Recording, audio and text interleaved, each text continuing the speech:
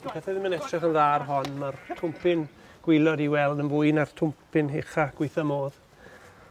Ond mae rhaid mesur I fod yn siŵr. Ends up in 1086. 1086? Is that a confirmed reactor, Neil?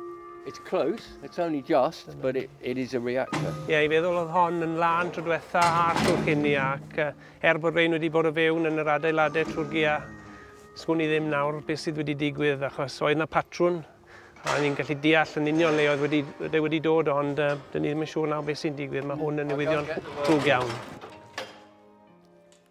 Tarwn iawn, diolch I ddew. Wel, ie, maen nhw'n cadw'n dawel, dyn nhw'n cynhyrfu gormod ydyn nhw. Yn bwysig tra bod nhw'n gyflo trio cadw nhw'n dawel yma.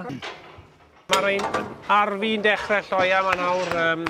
So mae gyda chi benderfyniad mawr I wneud, ydy'r bych yma mynd I gael lloio cyn mynd I ffwrdd os ydyn nhw'n negyddol? Gan y buwch fyna, diolch beth mae hwnna'n iawn, ond mae hwnna'n mynd I lloia hyn o falle ac mae'r un sydd wedi mynd trwad yn barod yn bositif bydd hwnna'n lloia o fewn 10 diwrnod sy'n ni'n meddwl. Ac y peth drist am y busnes hyn ydy, mae rhain yn cael gofal nos a dydd pan maen nhw'n lloia. Hwn I ddim le bydd y fiwch fach yn cael lloia, falle bydd I mewn lladdu yn oed.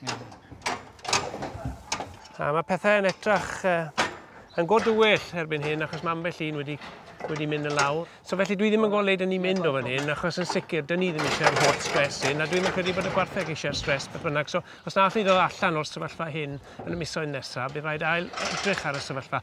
Ond wrth gwrs mae rhaid ni cofio hefyd I ni'n byw yn yr ucheldir.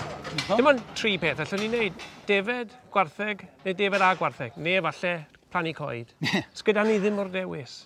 Mae'n edrych yn debyg, dyn ni'n mynd I colli allan o dan CAP, glastir, mae tir mynydd wedi mynd. Mae'n edrych yn dwyll iawn ar hyn o byd ar yr ucheldir a wy'n gobeithio bod rhywun yn Caerdydd yn dechrau edrych arno'r enw wirioneddol a sylweddoli beth maen nhw'n gwneud. Nid oes na ddim dyfodol i'r crits ifanc yn cyfeich. Gobeithio bydd rhaid iddyn nhw byth dod I lan ar nonsens I ni'n gorfod dod I fyny a nawr ar hyn o byd os gewn nhw'r cyfle I cadw gwartheg, as bydd hi'n bosib cadw gwartheg, a ni oes nhw.